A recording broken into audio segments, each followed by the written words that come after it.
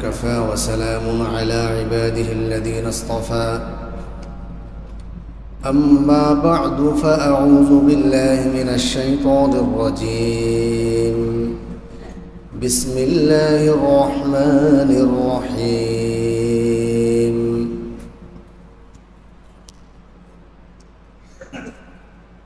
وأما من خاف مقام ربه ونهى النفس عن الهوى فإن الجنة هي المأوى وقال رسول الله صلى الله عليه وسلم حب الدنيا رأس كل خطيئة أو كما قال النبي عليه الصلاة والسلام اللهم صل على سيدنا ونبينا وشفيعنا وحبيبنا ومولانا محمد صلى الله تعالى عليه وعلى آله وأصحابه وبارك وسلم আল্লাহ পাক রব্বুল আলামিনের দরবারে অসংখ্য গণিত শুকরিয়া। আল্লাহ পাক রব্বুল আলামিন আমাদেরকে জুমার দিন জুমার নামাজ আদায় করার জন্যে মসজিদে আসার তৌফিক দিয়েছেন। সবাই বলি আলহামদুলিল্লাহ।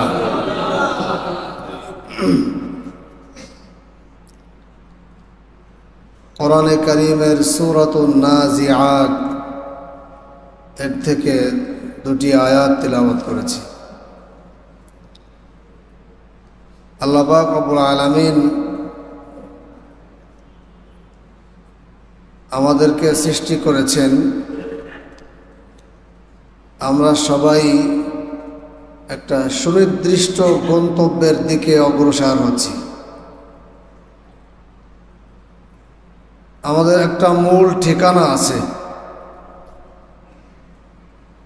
আমরা যে দুনিয়ায় বিচরণ করছি এটা আমাদের আসল ঠিকানা না, এটা খুবই অল্প সময়ের জন্য বসবাসের জায়গা। আমাদের একটা স্থায়ী ঠিকানা আছে। আমরা সবাই জানি যে মানুষ মারা যেয়ে পরকালের উদ্দেশ্যে চলে যাবে। সেই পরকালটাই হলো আমাদের আসল ঠিকানা। এই দুনিয়াতে নির্দিষ্ট একটা সময়ের জন্য আমরা জীবনযাপন করি, আর পরকালে স্থায়ীভাবে জীবনযাপন করতে হবে। পরকালের সময়টা কোনো নির্দিষ্ট সময় না, এটা অনির্দিষ্ট সময়। এটা কোনো নির্ধারিত কাল না, বরং সেটা হলো অনন্তকাল। সব সময়ই থাকতে হবে। একবার যে এই দুনিয়া থেকে যাবে সে ওই জগতেই সারা জীবন থাকবে, আর কোনোদিনও এই জগতে ফিরে আসবে না। ওই জগৎটাই হলো আমাদের আসল জগৎ। ওই জগতের ভালো মন্দের জন্যই কাজ করা উচিত। আর দুনিয়ার জগৎটা খুব অল্প সময়ের জন্য। আমরা এই দুনিয়ার জগতে অল্প সময় থাকি, এরপরেও এই দুনিয়ার জগৎটা বিভিন্ন ভাগে ভাগ করে এই জগৎটাকে ভালো করার চেষ্টা করি আমরা। যেখানে অনির্দিষ্টকাল থাকতে হবে, অনন্তকাল থাকতে হবে, হাজার হাজার কোটি কোটি বছর থাকতে হবে, সেখানের জন্য আগ্রহ যত বাড়বে তত ঈমান ও আমলের মধ্যে বরকত হবে।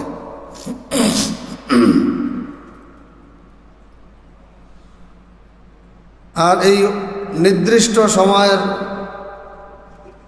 ক্ষণস্থায়ী জীবনের ব্যাপারে যত অনাসক্তি হবে, আসক্তি কমবে, তত ঈমান আমলের মধ্যে বরকত বাড়বে।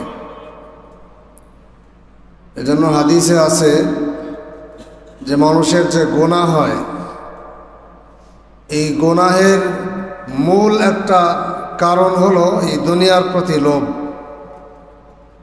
এই দুনিয়ার প্রতি, যে দুনিয়াতে আমরা এখন আছি, এই জগতের প্রতি যার অন্তরে লোভ যত বাড়ে তাকে তত বেশি গুনাহের দিকে নিয়ে যায়, তাকে তত বেশি অন্যায়ের দিকে ধাবিত করে। মানুষকে যে অন্যায়ের প্রতি আকৃষ্ট করে এটা হলো এই দুনিয়ার লালসায় করে। হাদিস শরীফে আছে, নবীজি বলেন, হুব্বুদ দুনিয়া রাসু কুল্লি খতিয়া। এই দুনিয়ার মোহাব্বত এটাই হলো সমস্ত গুনাহের মূল কারণ। এই দুনিয়ার মোহাব্বত যত কমানো যায় তত গুনাহের থেকে ফিরে থাকা যায়। একে অপরকে খুন করে দুনিয়ার জন্য করে, দুনিয়াবি কারণে করে, ছিনতাই করে দুনিয়াবি কারণে, অর্থের লোভে করে, সুদ ঘুষের মধ্যে ঢুকে পড়ে দুনিয়ার জন্য, এই দুনিয়ায় ভালো থাকার জন্য। অন্যের সম্পদ অন্যায়ভাবে দখল করে, কি জন্য করে? এই দুনিয়ার জন্য। মিথ্যা কথা বলে, ধোঁকা দেয়, এই দুনিয়ার জন্য করে। মনে করে এটার মধ্যে দুনিয়ায় লাভ, মনে করে এটার মধ্যে আমার লাভ হবে, দুনিয়ায় লাভ হবে। এই দুনিয়ায় ভালো থাকার জন্য, এই দুনিয়ার লোভে, এই দুনিয়ার কিছুটা লালসায় সব গুনাহ করে মানুষ। এজন্য নবী বলেন যে গুনাহের, সমস্ত গুনাহের মূল কারণ হলো দুনিয়ার প্রতি লোভ হওয়া। দুনিয়ায় ধন সম্পদ বাড়ানোর জন্য গুনাহ করে। এই যে দেখেন, আজকে একটা সংবাদ পেয়েছি, একজনের বাড়ির উঠানের মধ্যে হাউস বানিয়ে টাকা রাখছে, 20 কোটি টাকা। সংবাদ পাইছেন? বাড়ির উঠানের মধ্যে ওই ট্যাঙ্কি বানায়, ওই ট্যাঙ্কি বানায় প্যাকেটিং করে 20 কোটি টাকা রাখছে। মানে রাখার আর জায়গা নাই। তাহলে আরো কত জায়গায় ভালো ভালো রাখার মতো জায়গায় কত রাখছে। বাড়ির উঠানে মাটির নিচে হাউস বানিয়ে রাখে কেউ টাকা। তার মানে এটা রাখছে হলো একবার লাস্ট পর্যায়ে, রাখার আর জায়গা নাই, এত টাকা। যে লোকটার ব্যাপারে দেখলাম যে এই লোকটার এই টাকা খাওয়ার কেউ নাই, এর বউ ছেলে মেয়ে কিছুই নাই। এই লোকটার যদি 20 কোটি টাকা বাড়ির উঠানে থাকে, এর আরো কত টাকা। একজন লোক মরার ঘরের থেকে ফিরে আসছে, সে জানতো না যে আমি বাঁচবো না মরব। সেই লোকটার এত টাকা, এই টাকা ইনকামের জন্যই তো গুনাহ করে। এরকম কত মানুষ আছে, কত মানুষ টাকার বস্তা নিয়ে পালাচ্ছে, ধরা খাইছে। কত মানুষ আছে, সুনির্দিষ্ট কোনো ব্যক্তিরা, এইভাবে সবাই যারাই দুনিয়াদারি করে প্রায় জনের মধ্যে এইভাবেরই, নির্দিষ্ট কোনো দলের হওয়া শর্ত না, তা প্রায় জনেই এরকম করে। আগে 2007 সালে একবার এই আমলনামা চেক করছিল ফখরুদ্দিন। সেই চেকে একবারে প্রত্যেকের আমলনামা হালকা একটু চালনি দেওয়া হয়েছিল। এই চালনিতে সব ধরা পড়ছিল।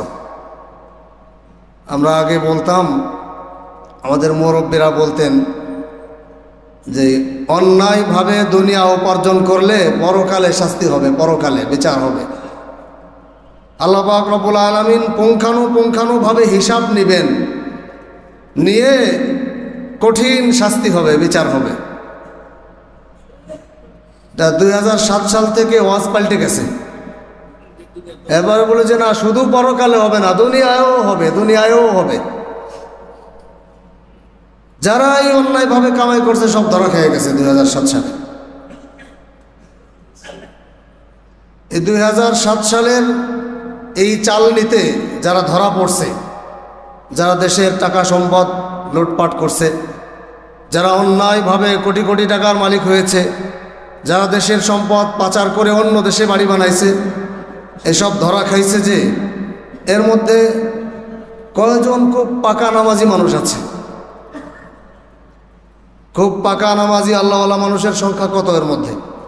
100 জন ধরা খাইলে তার মধ্যে কতজন পাবেন? দেখেন, আপনাদের তো তালিকা আছে থানায় করা, একজনও নাই। এই যে এবার আর এক চালনি হচ্ছে, এই চালনির মধ্যে কয়জন আলেম আছে? মাদ্রাসায় পড়া আলেম আছে? নাই। মাদ্রাসায় পড়া আলেমরা টাকা কামাই করে আর এক দেশে পাচার করে না, দেশের প্রতি মোহাব্বত আছে। হুব্বুল ওয়াতান মিনাল ঈমান, এটা হাদিস। দেশকে মোহাব্বত করা, দেশকে ভালোবাসা, এটা ঈমানের অংশ।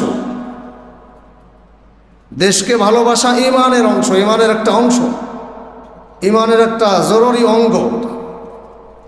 এই দেশকে নামাজি মানুষরা মোহাব্বত করে।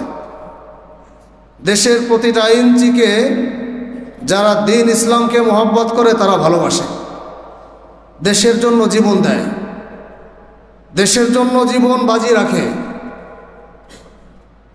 দেশের জন্য জীবন বাজি রাখা কি এই দেশের ধন সম্পদ লুটপাট করে অপর প্রান্তে অন্য দেশে নিয়ে পাচার করে দেওয়া? এটা কি দেশের মোহাব্বত না দেশের সাথে দুশ্মনী?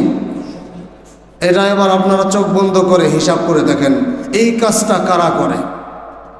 এই কাজটা নামাজি আল্লাহওয়ালা মানুষরা করে না, এই কাজটা সত্যিই আলেম ওলামারা করে না, কোনোদিনও করে না। আগে মানুষ বলতো, এখন তো মানুষ সবাই বুঝতেছে, যারা বলে তারাও বুঝে। আলেম ওলামাদের পাকিস্তানপন্থী বলে। কোনো আলেম এই দেশের থেকে টাকাটুকু কামাই করে নিয়ে পাকিস্তান যেয়ে বাড়ি বানাইছে, এরকম 2-4-5টা উদাহরণ দেন। যারা বলে তারাও পারবে না উদাহরণ দিতে, আসলে এই কাজ করেই না। কোনো আলেম, কোনো দিনদার লোক এই দেশের থেকে গিয়ে পাকিস্তানে বাড়ি বানায়, এটা কেউ করে না। বরং আমরা তোমাদের ওই হিন্দুত্ববাদী বললে ভুল হবে না, তো সব গিয়ে বর্ডার পার হয়ে গিয়ে টাকা পয়সা নিয়ে বস্তা বইরে ওই দেশে নিয়ে গেছে। তাহলে দেশপ্রেমিক কারা আর দেশের শত্রু কারা, এটা তো চোখ বন্ধ করলে তুমি নিজেই বুঝতে পারো। অনার্থক আলেমদের নামে অপবাদ দিছে। ঠিকই সেই আলেম ওলামারা এই দেশের জন্য কাঁদতেছে এখন। যাদেরকে পাকিস্তানপন্থী বলে অপবাদ দিছে তারাই এই দেশের জন্যই কাঁদতেছে এখন, এই দেশের জন্য জীবন তারাই দিচ্ছে। আর তোমরা ঠিকই সব ছেড়ে গাট্টি উটকা নিয়ে বলাইছো। আল্লাহ আমাদেরকে সহি বুঝদান করেন। এই পূর্বেও এমন দেখেছি, এখনো এমন দেখছি। তো আমরা যে কথাটা বলছিলাম যে মানুষ গুনাহ করে দুনিয়ার প্রতি লোভের কারণে। দুনিয়ার লোভ বেশি হয়, বেশি হয়ে একটা সময় ব্রেনটা এরকম হয়ে যায়, জেহেন এরকম হয়ে যায়, তখন কেমন যেন মনে করে যে এই দুনিয়ায় আমি চিরদিন থাকব। জিজ্ঞেস করলে বলে যে আমার এই দুনিয়া চিরস্থায়ী না, চলে যেতে হবে, মারা যেতে হবে। কিন্তু এটা দিল থেকে উঠে যায় এই কথাটা। অনেক অন্যায় করতে করতে করতে করতে আর অন্যায়ভাবে দুনিয়া কামাই করতে করতে তখন দিলের অবস্থাটা অঘোষিতভাবে পরিবর্তন হয়ে যায়। এমন হয়ে যায় পরকালের জন্য যেতে হবে এই কথাটা মনেই থাকে না।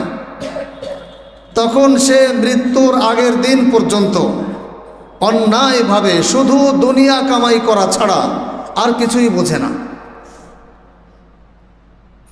এই জন্যই দেখবেন যে যারা দুনিয়ার পেছনে খুব পাগল হয়ে যায়,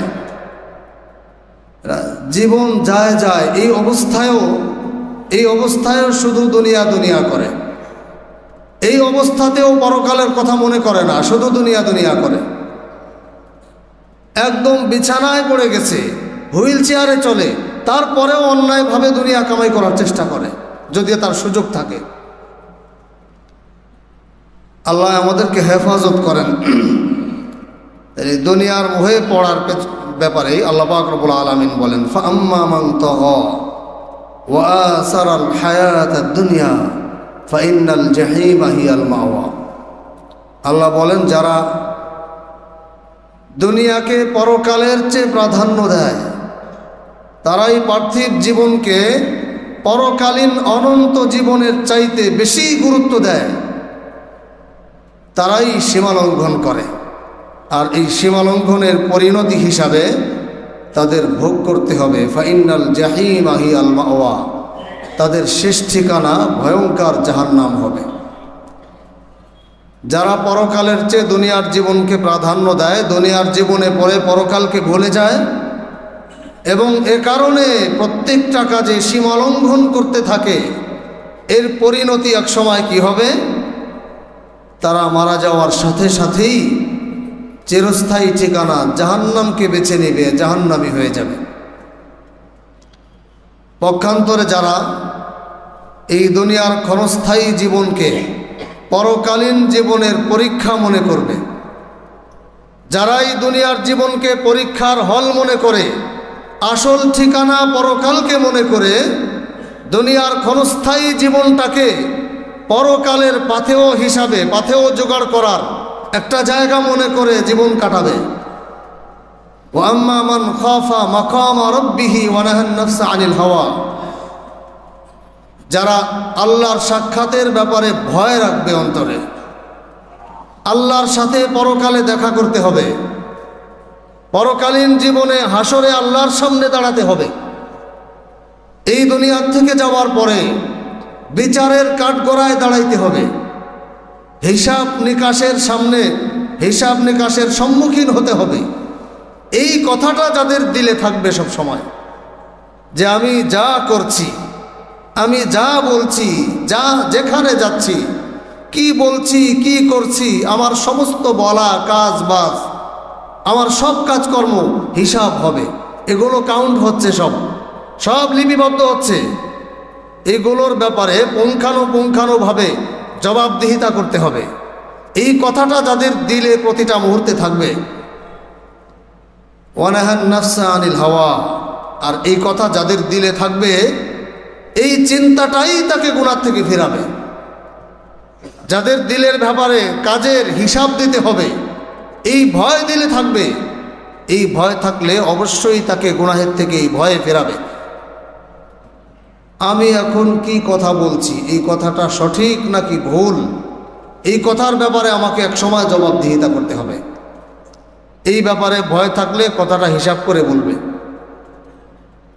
আমি আগামীকাল কি কাজ করব, আমি যে কোনো একটা কাজ করতে যাচ্ছি এখন, এই কাজটা কি শরিয়াত সমর্থিত আছে, আল্লাহর আদেশ নিষেধ, আল্লাহর আদেশ অনুযায়ী আল্লাহর কোনো নিষেধ আছে কিনা, এই কাজটা শরিয়াত বিবর্জিত হচ্ছে নাকি, এই কাজটার ব্যাপারেও কিন্তু আমাকে আগামীকাল হাসরের ময়দানে মারা যাওয়ার পরে জবাবদিহিতা করতে হবে।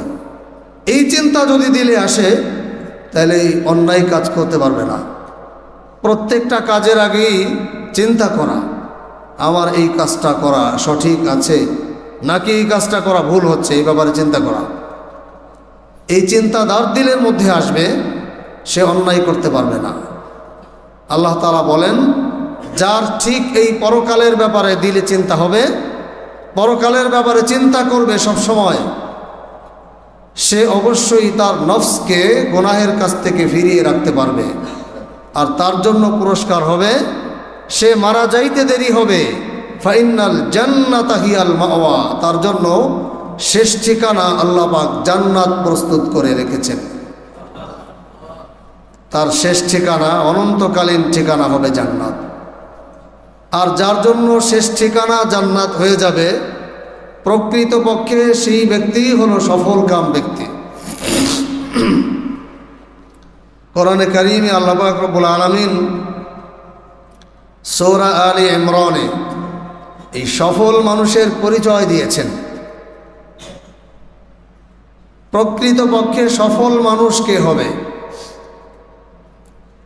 আল্লাহ বলেন, ফামান যুহজিহা আনিন নার ওয়া উদখিলাল জান্নাতা ফাকাদ ফাজ ওয়া মাল হায়াতুদ দুনিয়া ইল্লা মাতাউল গুরুর।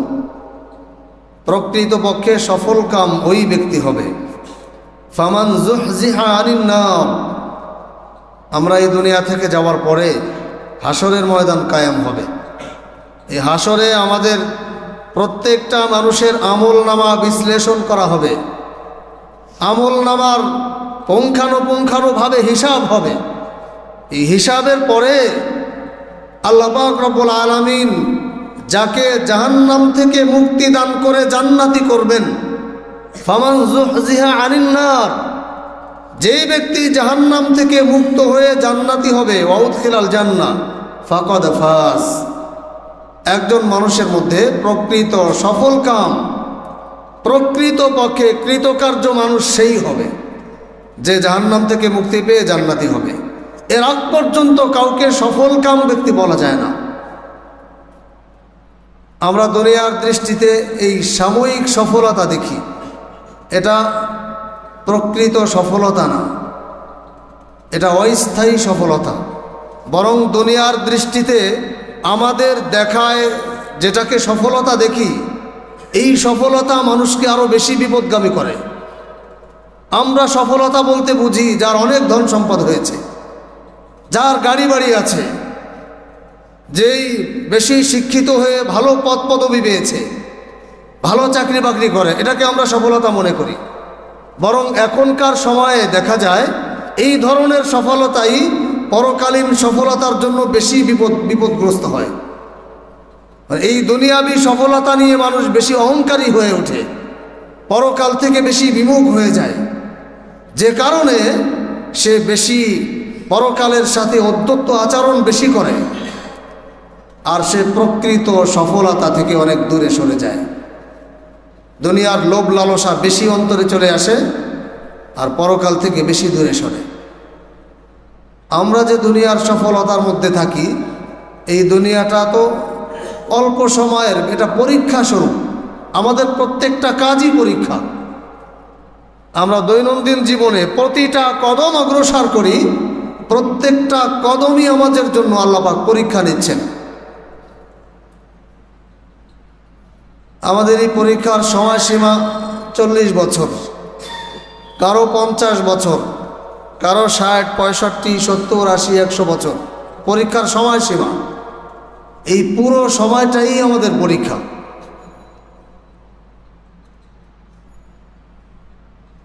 অনেককে নামাজের দাওয়াত দিলে বলে আগামীকাল সকাল ফজর থেকে শুরু করব।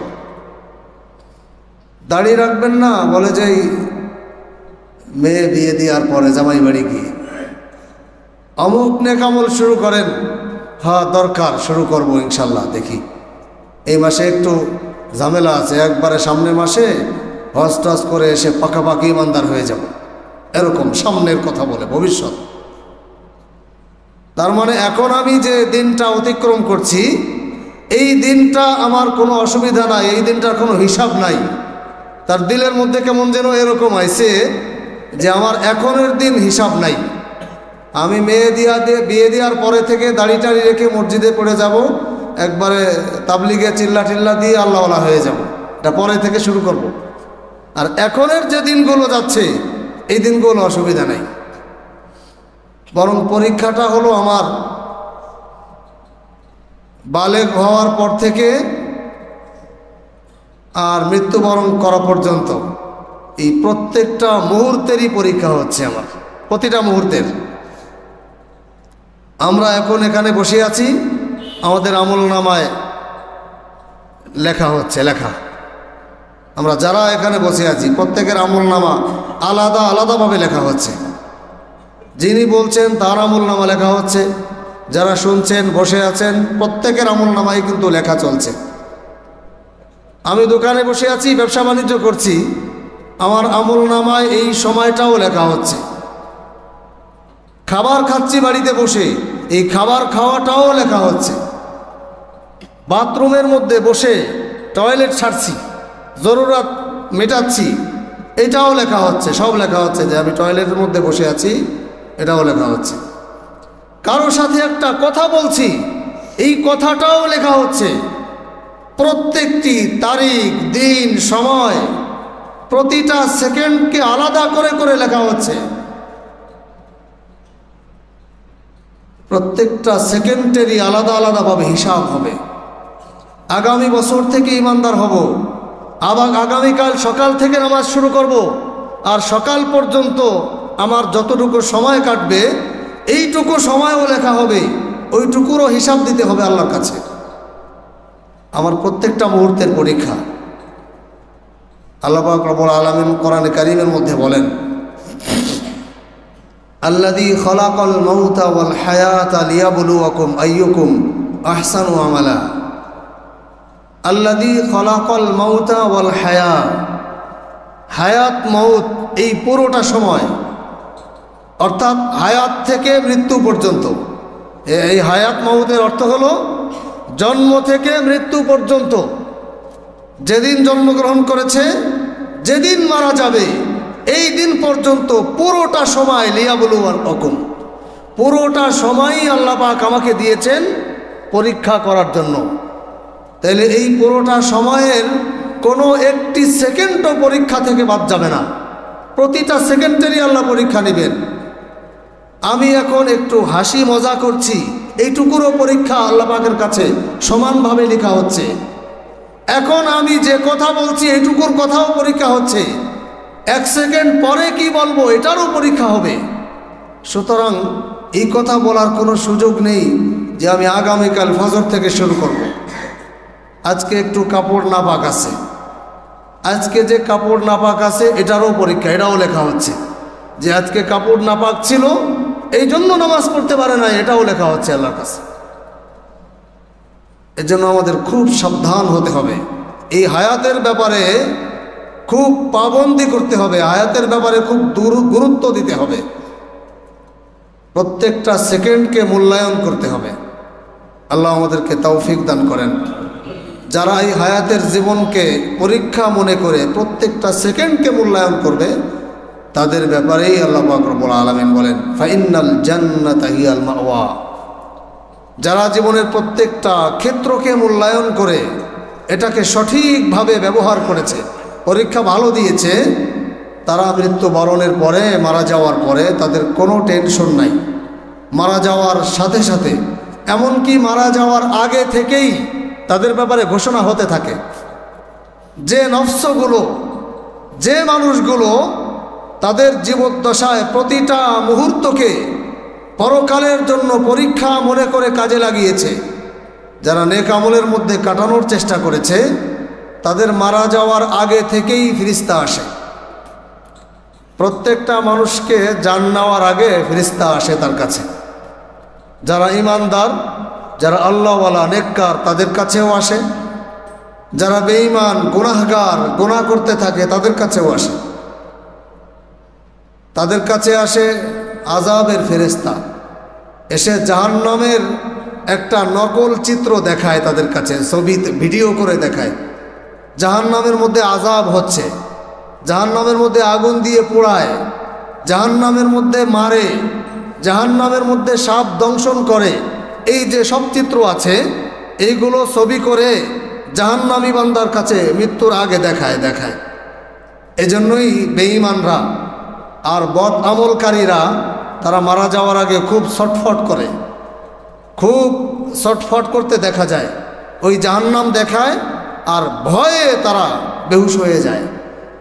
আর যারা জান্নাতি বান্দা, যারা নেককার ঈমানদার, তাদের কাছে রহমতের ফেরেশতারা আছে, একদল রহমতের ফেরেশতা নিয়োগ করা আছে, তারা এসে ডাকে তাদের, ইয়া আইয়াতুহান নাফসুল মুতমাইন্নাহ, এইভাবে ডাকে, হে নেককার নফসগুলো, ইয়া আইয়াতুহান নাফসুল মুতমাইন্নাহ ইরজিই ইলা রাব্বিকি রাদিয়াতাম মারদিয়া। তোমাদের প্রভু তোমাকে ডাকতেছে, ইরজিই, তোমরা ফিরে যাও তোমাদের সেই প্রভুর কাছে, আল্লাহর কাছে ফিরে যাওয়ার জন্য আল্লাহ তোমাদেরকে ডাকতেছে। তোমাদের প্রেমাস্পদ, যাকে তোমরা ভালোবেসে দিনের পথে চলেছ, সে তোমাদেরকে আহ্বান করতেছে। এটা বলার সময় ওই জান্নাতের চিত্র দেখায়, এরপরে বলে, এই যে দেখো যে ভিডিও, এটার মধ্যে কি যাইতে মনে চায়? তখন জান্নাতি বান্দা কেমন যেন বলতে থাকে, আমাকে এখনই ওখানে নিয়ে যাও। আর ফেরেশতারা বললে, ফাদখুলি ফি ইবাদি, এই যে দেখো এই জান্নাতের ভেতরে তোমার মতো আরো অনেক বান্দারা, আল্লাহর নেককার বান্দারা আছে, তারা এই জান্নাতে ফলমূল খাচ্ছে, এই জান্নাতের মধ্যে আরাম আয়েশে জীবনযাপন করছে। ফাদখুলি ফি ইবাদি, তাড়াতাড়ি করে তোমরা মারা যাও, যে ওই জান্নাতি বান্দাদের মধ্যে অন্তর্ভুক্ত হয়ে যাও। অদখুলি জান্নাতি, ওই জান্নাতে প্রবেশ করে যাও, এভাবে বলতে থাকে। আর জান্নাতি বান্দা ওই জান্নাত দেখে দেখে অন্তর জোড়াইতে থাকে, কখন যে তার জান চলে যায় এটা সে বুঝতেও পারে না। আল্লাহ আমাদেরকে হেফাজত করেন। এজন্য দেখবেন বুজুর্গ বান্দারা, আল্লাহওয়ালা যারা, অনেক বড় বড় আলেম বুজুর্গরা, তারা মারা যায় বুঝতেও পারে না। আপনারা একটু জরিপ করে দেখবেন, অধিকাংশ আলেম ওলামারা তারা মারা যায়, এই যে সকালবেলা ক্লাস করায় আসছে, বুখারী শরীফ পড়াচ্ছেন, এরপরে মারা গেছে, খুব বেশি ভোগান্তি নাই।